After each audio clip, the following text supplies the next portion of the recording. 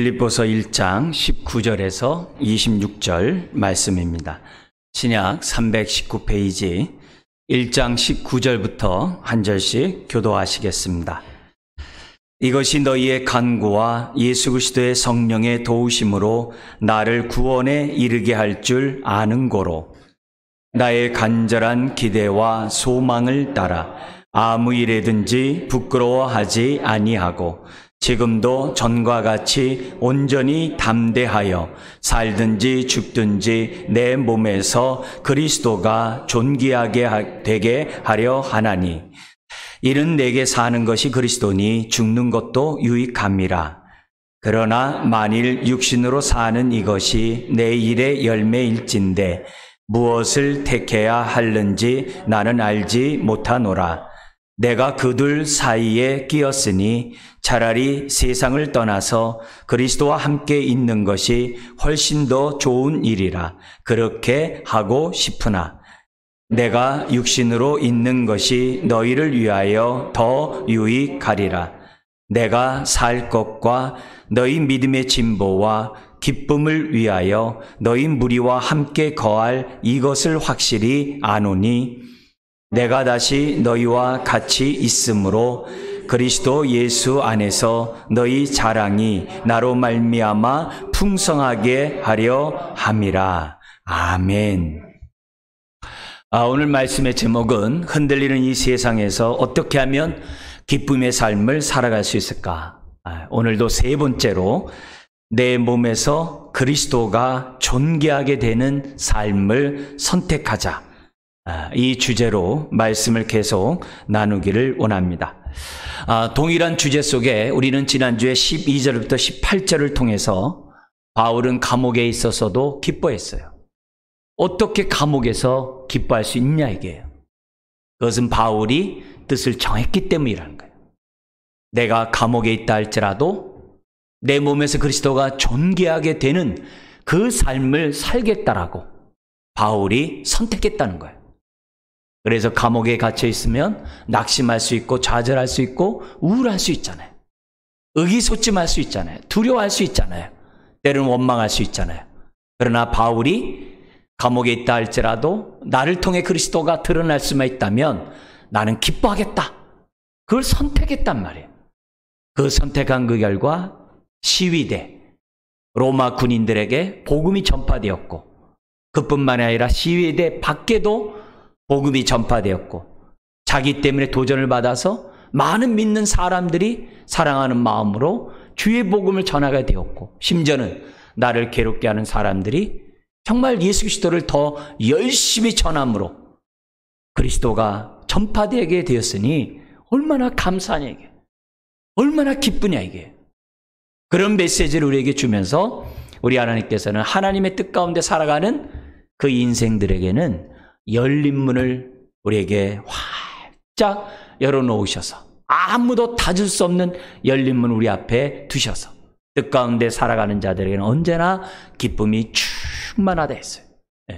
그것이 우리가 감옥 안에서 바울이 기뻐했던 그 이유를 봤습니다. 오늘은 감옥에서 석방된 다음에 그의 삶의 모습 속에서도 바울이 기뻐하겠다는 거예요. 왜요?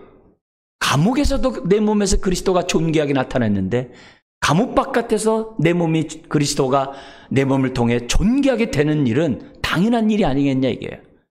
그래서 내가 감옥에서 기뻐한 것처럼 감옥 바깥에서도 나는 기뻐할 것이다. 왜?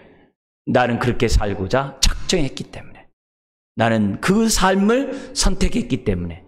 나는 내 몸에서 그리스도가 존귀하게 되는 그런 삶을 살겠다라고 여전히 바울의 그러한 선택을 19절부터 26절에 설명하고 있습니다. 여러분, 감옥에서도 주님이 함께 하셨는데 감옥 바깥에서 주님이 함께 하는 것은 당연하겠죠. 그런 가운데 그러면 내가 감옥 바깥에서 내가 내 몸에서 존귀하게 되는 그 삶을 내가 선택할 때 어떻게 내가 앞으로의 삶을 살기로 내가 계획할 것인가. 그 얘기가 이제 19절부터 20절에 핵심은 이겁니다. 거기 나오는 23절처럼 나에게 좋은 일을 선택하기보다는 교회와 지체, 이웃에 유익되는 것을 나는 선택함으로 내 몸에 그리스도가 존귀하게 되게 하는 그런 삶을 살겠다라고 바울이 앞으로의 계획을 밝히고 있어요. 여러분, 나의 좋은 것보다 사람의 이웃에 유익한 것을 선택하는 그것. 모든 부모들, 특히 엄마들은 잘할 거예요. 자식의 유익을 위하여 내 좋은 것을 다 포기하고 자식의 유익을 위하여 내 좋은 것을 갖다가 포기한, 정말 양보한 모든 엄마들은 이 말의 의미를 잘 알 거예요. 바울이 이것을 경험했고, 또한 이런 경험이 빌립보 성도들도 있기를 바라는 그 마음이 19절에서부터 26절에 나오고 있습니다. 그렇기 때문에 바울이 이런 것을 선택한 그 삶에는 열린 문이 열리는 거죠. 활짝 열린 거죠. 주님의 육체를 찢음으로 우리에게 새롭고 살 길이 열렸다고 했어요. 그 길은 생명의 길이요, 그의 길은 정말 위로의 길이요, 축복의 길이요, 하나님이 함께하는 길이라는 것을 바울은 체험했거든요. 그러니까 앞으로의 삶 속에서도 열린 문을 두신 그 길을 자기는 따라가겠다고, 들어가겠다라고 계속해서 바울은 결정하는 것을 보게 돼요. 여러분, 우리 앞에는 사명 초과인 것 같지만 정말 주님이 함께하는 삶에는 열린 문이 있어요. 비록 그 문이 좁은 문일 수 있어요. 그러나 내 인생이 들어가기에는 충분한 좁은 길이에요. 때로는 그 길이 좁은 길일 수 있어요. 그러나 그 길이 생명의 길이고 그 길이 복된 길이라는 사실을 저와 여러분들이 확실히 믿고, 정말 힘들고 어려운 이때, 정말 흔들리는 이 세상 속에서 오늘 저와 여러분들도 정말 연약한 능력이지만 때로는 가진 것이 부족한다 할지라도 주님이 나와 함께하는 그런 열린 문의 삶을 살아가기를 다시 한번 주의 이름으로 축원드립니다. 자, 이런 말씀을 놓고 오늘 한 말씀을 보면서 주의 음성 듣기를 원합니다. 먼저 우리 19절부터 20절 같이 한번 더 읽겠습니다. 이것이 너희의 간구와 예수 그리스도의 성령의 도우심으로 나를 구원에 이르게 할 줄 아는 거로 나의 간절한 기대와 소망을 따라 아무 일에든지 부끄러워하지 아니하고 지금도 전과 같이 온전히 담대하여 살든지 죽든지 내 몸에서 그리스도가 존귀하게 되게 하려 하나니. 19절부터 20절은 한 문장이에요. 자, 그런데 19절 앞에 왜냐하면이 번역이 안 돼 있어요. 왜냐하면 하면서 19절 끝에 있는 이르게 할 줄 아는 거로, 아는 거로가 뭐냐면 제일 앞에 있어요. 왜냐하면 나는 안다, 이렇게 돼 있어요. 왜냐하면이라는 말은 앞에 말에 대한 설명이에요. 앞에 말이 뭐냐면 18절 끝에 있어요. 무슨 방도로 하든지 전파되는 것은 그리스도니 이로써 나는 기뻐하고. 네, 나는 기뻐. 감옥에서 그리스도가 전파되고 정말 심지어 나를 괴롭게 할 목적으로 열심히 복음을 전한다 할지라도 난 상관없다 이게. 그리스도만 전파되면 난 기뻐하겠다. 그게 앞에 있는 기뻐한다는 게 감옥의 현재 삶에 기뻐한다는 거예요. 그런데 그 다음 말 또한 기뻐하리라. 앞으로 기뻐하리라는 거예요. 앞으로 기뻐할 거라는 거예요. 왜 기뻐하느냐? 19절에서부터 26절 때문에 기뻐한다는 거예요. 그래서 19절 앞에 왜냐하면이 기록되어 있는 거예요. 왜냐하면 내가 알기 때문에 기뻐한다는 거예요. 그러면 뭘 아느냐? 19절에 보니까 너희의 간구와 예수 그리스도의 성령의 도우심으로 나를 구원에 이르게 할 줄 아는 거로 기뻐한대요. 근데요, 요 안다는 단어가 현재형이 아니에요. 나는 기뻐하리라. 또 심지어는 뭐예요? 지금 기뻐한다. 이게 아니에요. 완료형으로 돼 있어요. 시제에서 완료가 됐다는 얘기는 과거의 어떤 시점서부터 아는 그것이 지금까지 이어지고 있다는 게 완료란 뜻이에요. 그러니까 바울은 나는 이미 알고 있었다는 거예요. 나는 알고 있었대요. 예전서부터 알고 있었고 지금도 알고 있다는 거예요. 뭘 하느냐? 여기 보니까 나를 구원에 이르게 할 줄 안대요. 그러면 이 말을 언뜻 잘못 우리가 배경을 모르고 해석하면 어떻게 돼요? 아니, 바울이 구원의 확신이 없나? 이렇게 생각되어져요. 구원의 확신을 갖는 것은 교만하다? 이렇게도 말할 수 있어요. 그 얘기가 아니에요. 성경에서 구원이란 이 단어는 다양하게 쓰여져요. 영혼의 구원만이 아니라 일상생활 속에서 하나님의 기도의 응답, 고난에서 고통에서 벗어나는 것도 구원으로 사용을 해요. 또한 빌립보서 2장 12절에 보면은 구원이란 단어가 또 다르게 쓰여졌어요. 빌립보서 2장 12절 읽어드리면 그러므로 나의 사랑하는 자들아 너희가 나 있을 때뿐 아니라 더욱 지금도 나 없을 때에도 항상 복종하여 두렵고 떨림으로 너의 구원을 이루라. 두렵고 떨림으로 구원을 이루라 그러면 뭐냐면은 되게 개인적으로 개인 성화, 구원을 이루어가는 삶에 이 말씀을 해석하고 끝내버려요. 근데 그 얘기가 아니라 개인의 성화가 단지 옛사람을 벗어버리고 새사람을 덧입는 개인적인 문제만이 아니라 구원이 공동체가 하나됨을 힘써 지켜나감으로 그리스도의 몸을 세워가는 것도 구원이라는 거예요. 그게 2장 12절이에요. 똑같은 구원이라는 단어가 개인에게만 쓰는 게 아니라 교회 전체에도 사용했다는 거예요. 그런데 1장 19절에 나와 있는 구원은 뭐냐? 석방을 말하는 거예요. 석방. 그래서 내가 석방한 다음에 내가 여전히 내 몸에서 그리스도가 존귀하게 되는 그 삶을 살게 될 것을 생각하니 바울은 뭐 한다는 거예요? 기뻐한다. 이 말이에요. 근데 이 석방이 누구를 통해서 석방이 이루어진다고 그래요? 19절에 너의 간구와 예수 그리스도의 성령의 도우심으로 내가 석방될 줄 안대요. 자, 근데 읽으면서 뭘 느끼셨어요? 아무 느낀 거 없네요. 그러면 안 돼요.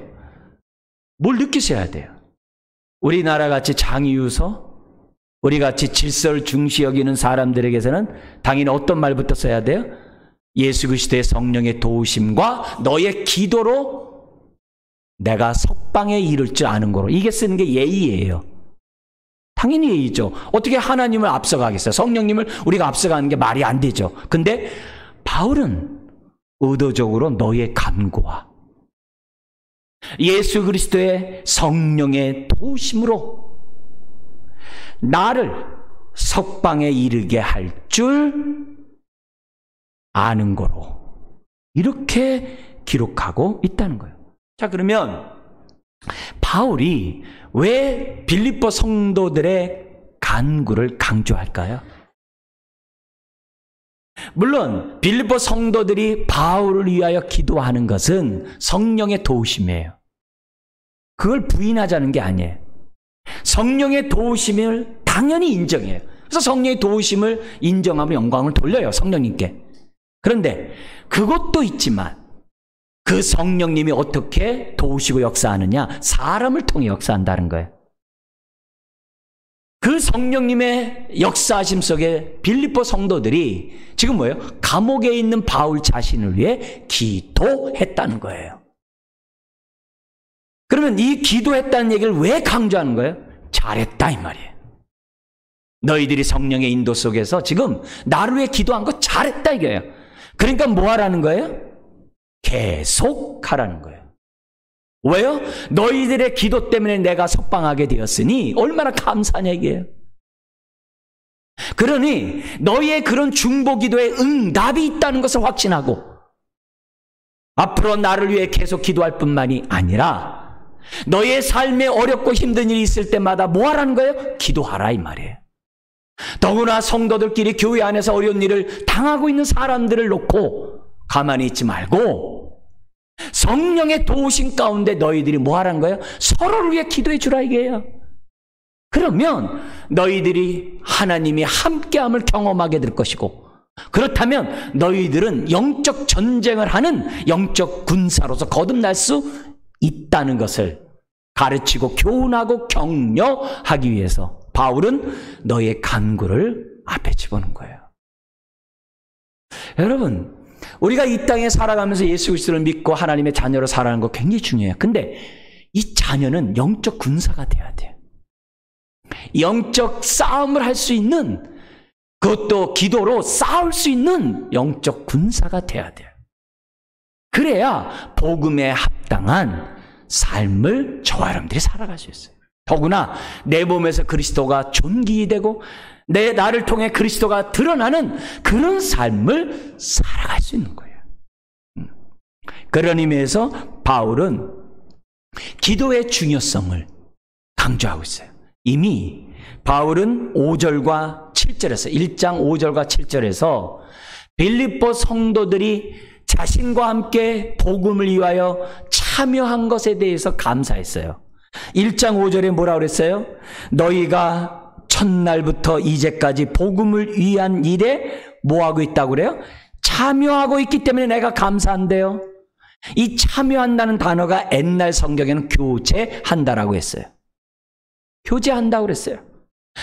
이제까지 복음을 위한 일에 교제하고 있기 때문에 내가 감사한대요. 심지어는 7절에 보니까 이런 말도 있어요.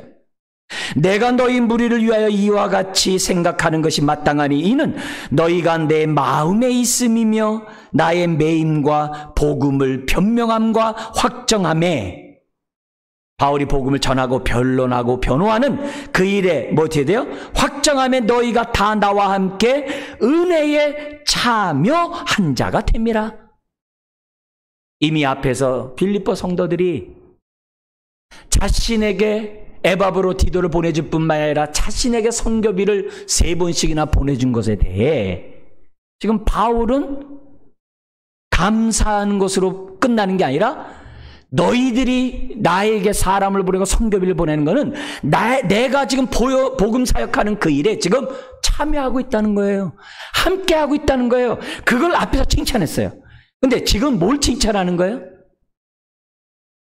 에바브로디도를 보내주고 선교비를 보내주는 거, 그것만이 아니라 나를 위하여 간구, 중보기도 해주는 그것을 바울은 지금 칭찬하면서 뭐하고 있다는 거예요? 함께 복음을 이해하는 일에 참여하고 있다고 격려하고 칭찬하고, 그렇게 하면 어떻게 돼요? 계속 참여해 줄 것을 지금 말씀하고 있고 오늘 우리들에게 교훈하고 있는 거예요. 바울은 자신이 석방될 것을 이미 알았어요. 왜냐하면 바울은 로마 황제 앞에 서서 예수 그리스도를 증거해야 한다는 사명을 예수님에게 직접 들었거든요. 그리고 또한 바울은 로마서를 썼을 때 자기의 비전을 이미 밝혔거든요. 그 비전이 뭐예요? 내가 로마에 가서 로마 성도들과 함께 교제한 다음에 자기를 스페인으로, 서바나로 보내줄 것을 바울이 기대했거든요. 그래서 바울의 입장에서는 땅끝, 그 당시 땅끝이 스페인인데 땅끝까지, 이 서바나까지 자기가 복음을 전해야 될 사명이 있다는 것을 바울은 알았어요. 그 사명이 끝나기 전까지는 자기가 죽지 않을 것을 이미 과거부터 알고 있었어요. 우라굴라 광풍이 일어가지고 예루살렘에서부터 저 로마까지 가는 그 압송돼서 죄인으로 배를 타고 갈 때, 풍랑을 때 다 파선에 죽게 되었잖아요. 그때 뭐라고 그래요, 바울이? 로마 백부장을 비롯한 많은 270명이 넘는 사람들에게 뭐라고 그래요? 주님이 어제 말씀하셨다. 여기 있는 가운데 한 사람도 죽지 않을 것이다. 네? 그런 말씀들을 이미 다 받은 사람이에요. 그러니까 바울에게 아직 사명이 남아있다는 것을 알고 있었기 때문에 바울은 석방될 줄 알았어요. 근데 이 석방이 자신에게만 있는 것이 아니라 누구요? 빌립보 성도들의 간구와 성령의 도우심 속에 자신이 석방될 것을 알았다라고 지금 고백하고 있는 거예요. 자, 근데 이렇게 석방되는 것이 단지 성도들의 기도만이냐, 이게 그렇지 않다는 거예요. 나도, 바울 자신, 나도 20절에 간절한 기대와 소망을 따라 석방되기를 원했다는 거예요. 예? 자기도 원했다는 거예요. 근데 여기에 이 기대가 그냥 우리가 말하는 그 기대, 그 수준이 아니에요. 그 앞에 뭐가 붙어 있냐면 이 단어 앞에, 기대란 단어 앞에 머리를 끝까지 내밀고 아주 간절히 기대하라는 단어가 그 앞에 붙어 있어요. 여러분, 보고 싶은 사람이 또 보고 싶은 자녀가 온다는 소식을 들으면 어떻게 돼요? 언제 오나 하면서 고개를 쭉 내밀고 쳐다보는 거. 그게 이 단어예요. 그러니까 바울은 정말 간절한 기대와 소망 가운데 바라는 게 있었어요. 네. 석방을 통해서 자기가 어떻게 돼요? 거기 20절에 나온 것처럼 부끄러움을 당하지 아니하고 자기 몸에서 그리스도가 존귀 여김을 받는 그것을 누구보다도 간절히 바랬던 사람이 바울이에요. 그러면 그런 삶을 살려가려면 어떻게 돼요? 바울이 석방돼야 돼요. 석방돼야 돼요. 그 모습이 지금 20절에 기록되어 있어요. 자, 그러면 이 석방되기를 원하는 그 마음이 오해하면 안 되는 거죠. 뭐냐면은 내가 죽기가 무서워서. 왜요? 거기서 유죄로 판명되는 사람 목이 날아가거든요. 자기가 죽기를 무서워해서 석방되기를 바랬다. 심지어는 자신의 유익과 안위를 위해서 바울이 석방되기를 원했다. 그게 아니라는 거예요. 뭐라고요? 거기 20절에 두 가지. 아무 일에든지 내가 부끄러움을 당하지 아니하는 첫 번째 이유. 두 번째가 오직 지금도 전과 같이 온전히 담대하여 살든지 죽든지 내 몸에서 그리스도가 존귀하게 되게 하는 이런 삶. 이걸 삶을 살기 위해서 자기가 석방되기를 원했다는 거예요. 자, 그러면 이 20절의 말을 여러분 그 배경, 이 말의 그 의미를 잘 아셔야 돼요. 지금 바울은 황제 앞에서 재판을 기다리고 있어요. 그게 2년이에요. 근데 이 본문을 보면은 이제는 황제 앞에서 자기가 재판을 이미 받았다라고 하는 그 뉘앙스가 들어가 있어요. 바울은 로마 황제 앞에서 나를 변론하게 될 것이라고 예수님에게 직접 들었다고 그랬어요. 그런데 지금 왜 이런 말을 하냐면 바울의 입장에서는 지금 황제 앞에서, 황제만 있겠어요? 많은 권력자들이 다 앉아 있겠죠. 그죠? 수많은 귀족들이 다 있겠죠. 그 앞에서 지금 바울이 재판을 받는 거예요. 재판을 받으려면 바울이 어떻게 돼요? 자기가 예수 그리스도를 전하는 것이 로마를 전복하는 것이 아니요, 예수 그리스도를 전하는 것이 부도덕한 것이 아니요, 예수 그리스도를 전하는 것이 사람들의 안녕과 평안과 구원에 이른 것이라고 하는 그 복음의 내용을 막히지 않고 사람들에게 감화감동을 주면서까지 잘 변론해야만 하는 상황이에요. 근데 이런 상황 가운데 지금 보니까 예수 그리스도의 성령의 도우심이 있다라고 그러잖아요. 그러면 예수 그리스도의 성령의 도우심에서 뭘 생각하셔야 돼요? 예수님이 제자들에게 두려워하며 떨고 있는 제자들에게 그래요. 너희들이 앞으로 재판을 많이 받아가지고 왕들 앞에 설 터인데 그때 두려워하지 말라야. 왜냐? 내가 보내는 성령님을 통해서 그 성령님이 너로 하여금 무엇을 말하게 할지 기억나고 생각나게 하리라고 예수님이 약속하셨어요. 바로 그 약속을 이루기 위해서 그래서 예수 그리스도의 성령이라고 얘기하는 거예요. 그 예수님의 성령님을 보내가지고 바울이 도우심을 받은 거예요. 그래서 황제 앞에 예수를 변론할 때 술술술 나온 거예요. 술술 나올 뿐만 아니라 듣는 사람으로 하여금 감화감동을 줄 정도로 바울이 잘 변론했다는 것을 우리가 이 말씀 속에서 알 수 있는 거예요. 동시에 만약에 바울이 거기서 유죄로 판명되고 죽어보세요.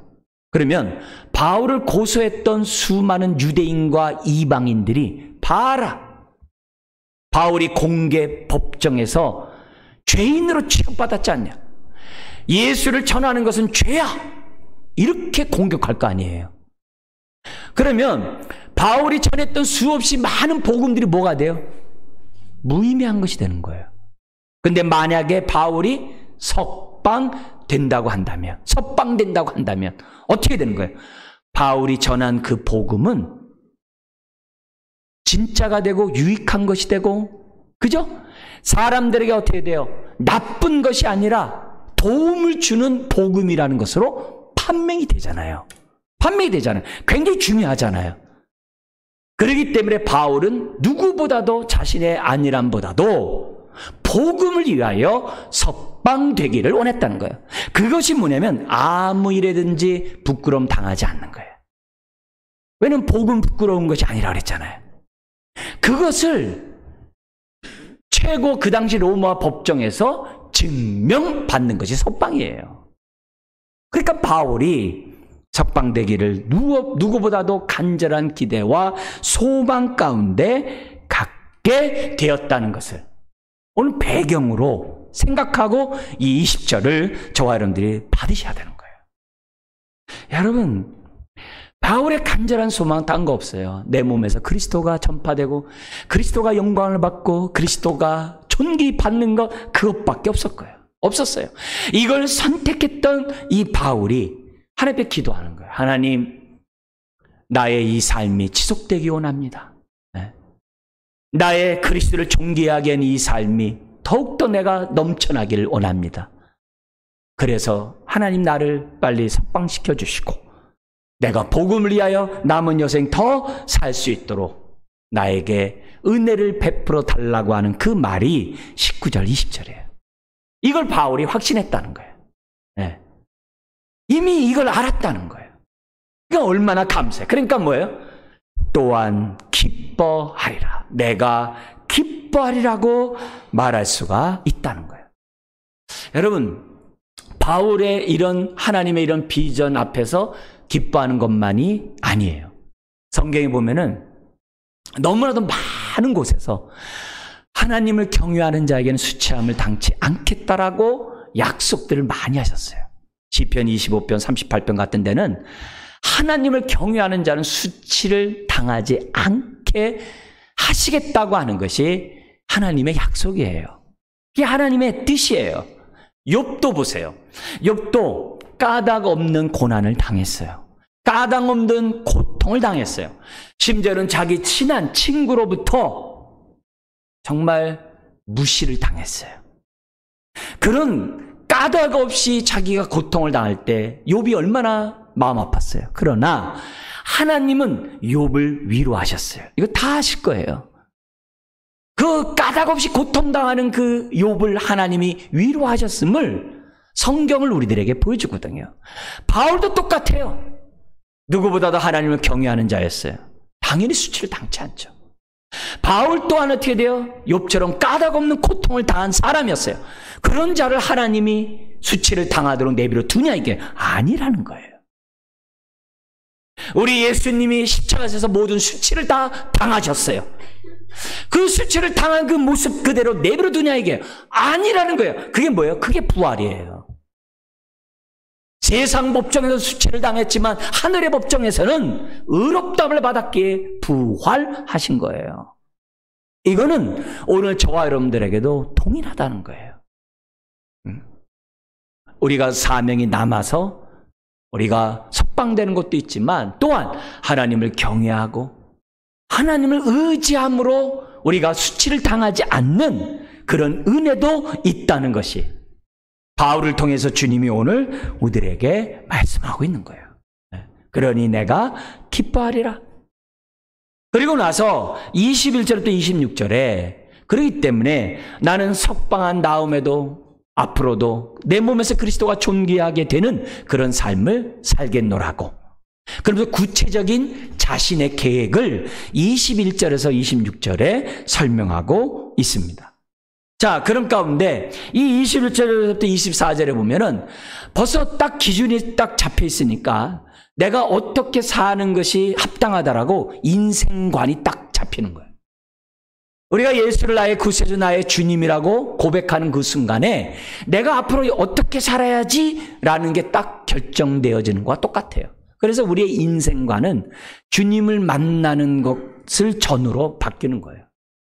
주님을 만나기 전에는 나를 위해 살았어요. 나의 명예를 위해 살았어요. 그러나 주님을 만난 그 이후로는 주님을 위해 사는 것이 우리의 인생이에요.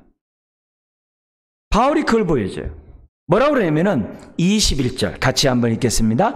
이는 내게 사는 것이 그리스도니 죽는 것도 유익합니다. 이게 바울의 인생관이에요. 네? 바울은 얘기해요. 내게 있어서 내게 사는 것이 그리스도니. 이 말이 무슨 말이에요?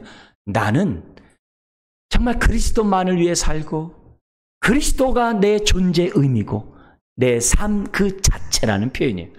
비슷한 표현이 어디에 있어요? 갈라디아서 2장 20절이죠. 이제는 내가 사는 것이 아니요 내 속에 있는 그리스도가 사는 것이다. 그게 바로 이 말이에요.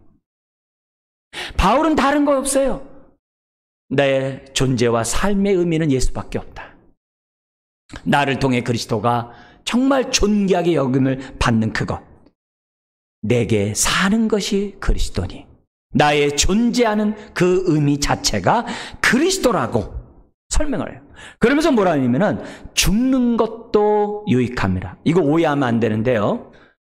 우리 이런 말을 해요. 너무 힘들면 아유 하나님 빨리 나 다 데려가세요. 너무 힘들어요. 언제까지 내가 이렇게 고통 가운데 살아야 돼요. 하나님 저 빨리 데려가 주세요. 근데 단 데려갈 때 건강하게 조용히 잠잘 때 데려가세요. 뭐 이런 얘기 많이 하거든요. 근데 그런 말이 아니에요. 죽는 것도 유익하다는 이 말은 바울이 살소망까지 끊어지는 많은 고통을 당했어요. 그래서 나 이제 나 그 고통 나 안 당할래요. 나 빨리 나 주님 품에 가고 싶어요. 그런 얘기가 아니라 바울이 여기 앞에서 그랬잖아요. 살든지 죽든지 내 몸에서 그리스도가 존귀되기를 원한다 그랬잖아요. 살든지 죽든지. 네? 그래서 여기서 죽는 것도 유익하다는 죽는 것도 유익하다는 이 말은 다른 게 아니에요. 뭐냐면은 이 땅에서 주님이 함께함으로 주의 사랑 경험했잖아요. 주님의 풍성한 생명 경험했잖아요. 하늘의 은혜와 영광을 경험했잖아요. 하늘의 기쁨을 맛봤잖아요. 하늘의 평강을 맛봤잖아요. 바울이 이 땅에 살아가면서 겉으로 볼 때는 너무나도 힘들고 어렵지만 바울의 삶은 천국 그 자체였잖아요. 그죠? 맞죠? 근데 죽음은 어떻게 돼요? 그게 완성된다는 거예요. 바울이 죽기를 원하는 것은 고통을 회피하고자 함이 아니라 그리스도의 사랑을 온전히 경험하고 싶어서 하나님의 생명을 온전히 맛보고 싶어서 하나님의 평강을 하나님과 함께하는 그 즐거움을 온전히 누리고 싶어서 지금 뭐 하겠다는 거예요? 죽는 것도 유익하다 이게요. 내가 천국 가고 싶다 이 말이에요. 이게 바울의 신앙이에요. 그러니까 우리가 온전한 신앙을 가져야 돼요. 이 땅에서만 온전한 신앙이 아니라 사나 죽으나 내 몸에서 그리스도가 존귀된. 그래서 하늘나라에 가면 면류관 쓰고서 자랑할 사람이 아무도 없어요. 나는 하늘나라 가면 나는 금면류관이다. 아니, 너는 동면류관이냐? 그런 게 없어요. 왜요? 모든 면류관 벗어서 주님 발 아래 내려놓고 모든 것이 주님의 은혜입니다라고 고백할 거거든요. 하늘나라에는 영광 그런 면류관 자기 그런 게 없어요. 그게 뭐예요? 하늘나라에서도 내가 어떻게 돼요? 내 몸에서 그리스도가 존귀하게 되는 그런 곳이 바로 뭐예요? 그게 천국이에요. 그래서 천국에는 뭐만 있는 거예요? 거룩, 거룩, 거룩, 영광, 영광, 영광, 찬송, 찬송, 찬송만이 있는 곳이 바로 천국인 거예요. 그리고 그 가운데서 우리가 진정한 하늘의 생명과 평강을 맛보는 곳이 천국이라는 거예요. 이것이 바울의 인생관이에요. 자기 몸에서 그리스도와 존귀하게 되는 그런 삶인 것을 우리에게 보여준 거예요. 그래서 죽음으로써 하나님의 사랑이 없어지는 게 아니에요. 죽음으로 그 사랑이 풍성해지는 거예요. 죽음으로써 내가 이 땅의 평강이, 이 땅에 누리는 평강이 없어지는 게 아니에요. 그 평강이 온전해지는 거예요. 그게 천국이에요. 그러니까 바울이 뭐라는 거예요? 죽는 것도 유익함이라.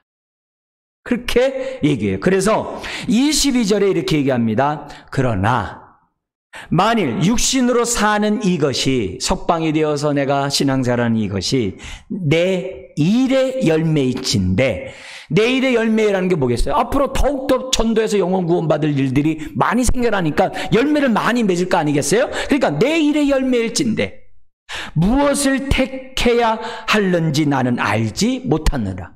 이건 갈팡질팡한다는 얘기가 아니라 내가 사는 거나 죽는 것은 주님의 뜻이라는 거예요. 주님의 주권이라는 거예요. 주님의 손에 달려 있다는 거예요.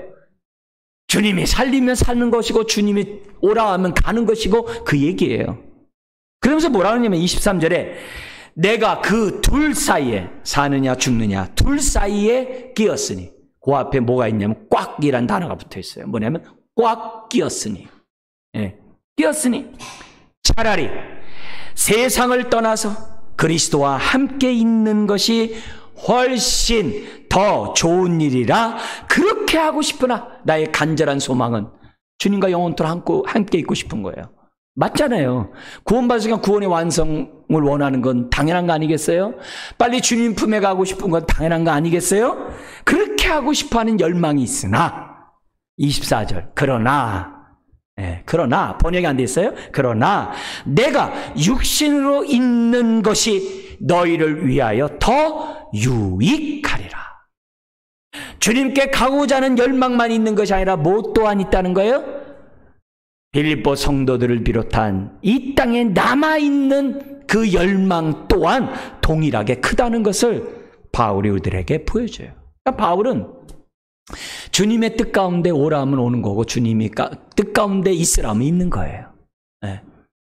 어떻게 하든지 간에 사나 죽으나 자기를 통해서 그리스도가 존귀함을 받는 것이 자기의 삶의 인생관이기 때문에 바울은 이런 고백을 해요. 여기서 우리들이 배워야 될 것이 이거죠. 뭐냐? 우리가 내 몸에서 존귀하게 되는 그 삶의 의미가 뭐냐 이게. 내 몸에서 존귀하게 되는 그 의미, 그 뜻이 뭐냐 이게. 그것이 바로 뭐냐면 나의 좋은 것을 선택하는 것보다 이웃과 지체에 유익한 것을 선택하는 것이 내 몸에서 그리스도와 존귀하게 되는 삶이라는 거예요. 이 삶을 누가 보여줬어요?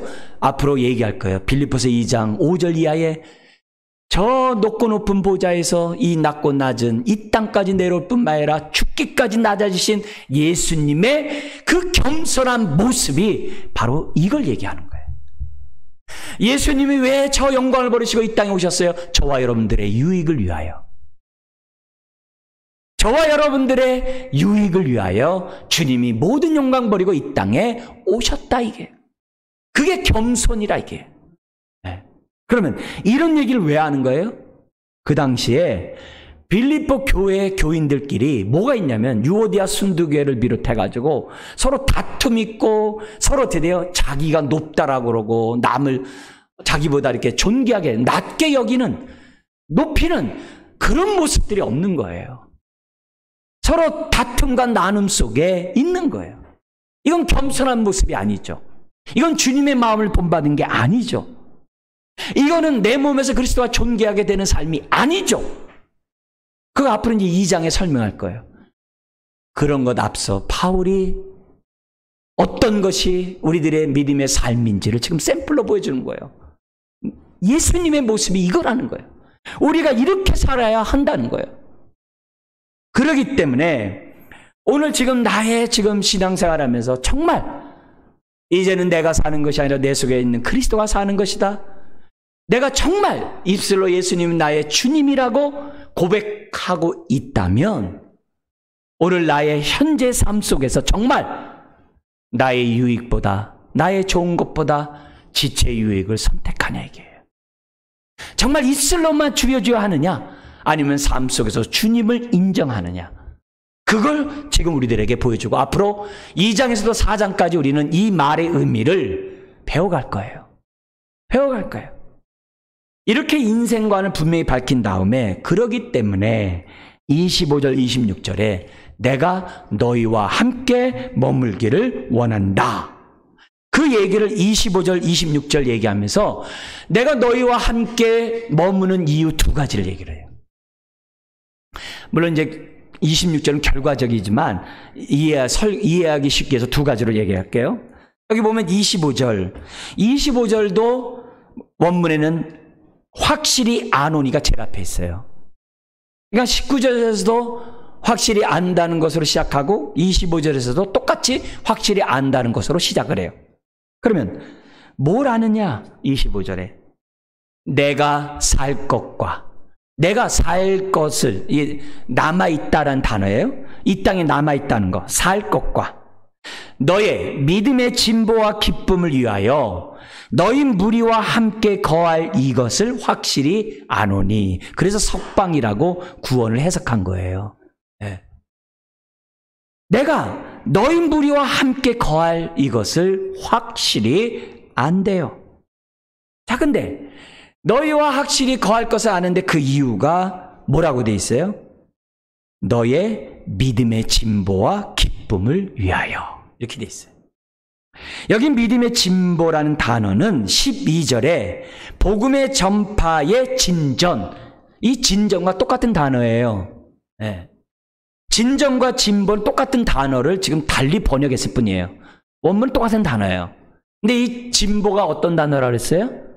남들이 한 번도 안 가본 그 길을 개척해서 길을 닦아 놓음으로 뒷사람들이 따라오도록 하게 한다라는 단어가 진보예요. 이게 전쟁의 그 용어고 로마 길을 닦아 놓는다는 그 단어에서 나온 단어예요. 그래서 모든 길을 로마로 통한다고 그랬잖아요. 그게 진보에 나오는 그 단어예요. 그러니까 바울은 한 번도 복음이 전파되지 않은 그곳에 먼저 가가지고 복음을 전함으로 다른 사람들이 자기가 전했던 그 길을 따라서 복음을 확대해 나가는 것을 원했던 거예요. 그러니까 바울은 누구보다도 정말 한 번도 복음을 전하지 않았던 그곳만을 찾아다녔던 거예요. 찾아다녔던 거예요. 한 번도 복음이 전파되지 않은. 그게 뭐냐면 진보예요. 그런데 바울이 왜 빌립보 성도들과 거하기 원하느냐? 그들도 나처럼 나를 통해 복음의 진보가 나타나듯이 빌립보 성도들도 믿음의 진보는 복음의 진보와 똑같은 얘기거든요. 믿음의 진보가 나타나고 그런 말미암아 바울이 기뻐했던 것처럼 빌립보 성도들도 또한 어떻게 돼요? 기뻐하도록 하기 위하여 내가 빌립보 성도들과 함께 거하기를 원한다라고 첫 번째 얘기를 하는 거예요. 그러니까 바울과 같은 삶을 빌립보 성도들도 살기를 바라는 그런 목적 때문에 자기는 뭐예요? 너희들과 함께 거하기를 원한다. 그게 첫 번째. 두 번째는 그렇게 함으로 그 결과 26절에 있어요. 뭐라고 되냐면은 내가 다시 너희와 같이 있으므로 그들과 함께 있으므로 그리스도 예수 안에서 너희 자랑이 나로 말미암아 풍성하게 하려 함이라. 바울의 두 번째 이유는 뭐냐? 믿음의 진보와 기쁨이 있는 가운데 뭐가 되느냐? 너의 자랑이 풍성하도록. 근데 어디 안에서요? 거기 나온 것처럼 그리스도 예수 안에서 너의 자랑이 풍성하도록. 그러면 그리스도 예수 안에서 자랑이 풍성한 게 뭘까요? 그리스도 안에 있는 자랑이 뭘까요? 이것저것 생각 많이 하겠죠. 그러나 빌립보서 안에서 그리스도 안에 있는 자랑이 뭐냐? 이게 3장에 나오는 거예요. 빌립보서 3장 3절을 잠깐 우리 같이 한번 읽겠습니다. 하나님의 성령으로 봉사하고 하며 그리스도 예수로 자랑하고 육체를 신뢰하지 아니하는 우리가 곧 할례파라. 이 말씀이 있어요. 그 당시 빌립보 교회에 양극단의 아주 잘못된 신앙을 갖고 있는 사람들이 있었어요. 그게 3장 전반부에 할례파 율법주의자가 있고 17절 이하에서는 자기 배를 하나님으로 신으로 섬기는 율법 폐기론자, 부도덕한 자들이 있었어요. 교회 안에. 아주 잘못된 신앙을 갖고 있는 사람들이 있었어요. 이제 그런 가운데 이 할례파 율법주의자들은 뭘 자랑하고 있었냐면은 바울이 과거에 배설물로 여겼던 것. 나 유대인이야. 나 바리새인이야. 나 정말 누구보다도 히브리인 중에 히브리인이야 하면서 자기가 자랑했던 거 있었거든요. 주님을 만나기 전에 자기가 자랑했던 것, 그걸 주님을 아는 순간 배설물로 여겼잖아요. 근데 자기랑 똑같이 옛날에 하던 사람이 빌립보 안에 있는 거예요. 그런 자들에게 바울이 뭐 해줘야 돼요? 바로 잡아줘야죠. 그래서 뭘 고백하게 해요? 그리스도를 아는 것이 가장 고상하다. 그죠? 바로 그 3장 8절 이하에 나와 있는 그 말씀을 가르쳐야 되잖아요. 그 목적을 위하여 내가 너희와 함께 거하기를 원한다. 이렇게 얘기하는 거예요. 그러니까 그리스도 예수 안에 있는 이 자랑은 다른 것이 아니라 그리스도 밖에 있는 것을 자랑하는 것이 아니라 성도들이 뭐예요? 바울처럼 그리스도 안에 있는 것을 자랑하도록 하기 위해서 자기가 남아있겠다는 거예요. 그러니까 빌립보 성도들이 결국 뭘 하는 거예요? 그리스도만을 자랑하고 빌립보 성도들이 자기처럼 그리스도만이 존귀하게 되는 그런 삶을 선택하며 살아가도록 바울이 빌립보 교인들과 함께 있겠다. 이게 두 번째 목적이에요. 그런 삶에는 뭐가 있어요? 풍성해지는 거예요. 왜요? 그리스도 안에서 삶으로 주어지는 하나님의 은혜와 축복이 얼마나 많아요? 얼마나 그 영광스러운 일들이 많아요. 그거 하나하나 누리게 함으로 그들의 자랑이 풍성하도록. 네. 그 목적으로 내가 있겠다 이 말이에요. 여러분, 인생은 선택의 연속이라 했어요. 하나님의 뜻 가운데 선택하면 열린 문이 보인다 했어요. 사면 초가가 아니에요. 주님이 열어놓은 새롭고 살 길이 보인다 했어요. 주님이 열어놨기 때문에 닫을 자가 없다 했어요. 네, 없다 했어요. 그렇다면 흔들리는 이 세상 속에 불확실한 미래 앞에 불안하고 두렵고 우울한 가운데 살아갈 수밖에 없는 이 현실 속에서 우리는 어떻게 하자는 거예요? 결단하자 이게요. 나는 선택하리라. 내 몸에서 살든지 죽든지 그리스도가 존귀하게 되는 그런 삶을 살겠노라고 선택하면 하늘의 기쁨이 우리들에게 충만하게 임하는 것이고, 또 그런 삶이 예수님이 우리에게 보여준 삶이고 바울이 지금 우리들에게 보여주는 삶이라는 것을 우리들에게 말씀하고 있습니다. 결론적으로 말씀드리겠습니다. 여러분, 우리 하나님께서는 예수님을 선택할 수 있는 은혜와 믿음을 주셨어요. 이제는 나의 좋은 것을 선택하기보다는 하나님의 뜻을 위하여 지체의 이웃의 유익한 것을 선택하겠다라고 결단하기를 원하세요. 나를 통해 복음이 전파되기를, 그리스도가 존귀되기를 원하세요.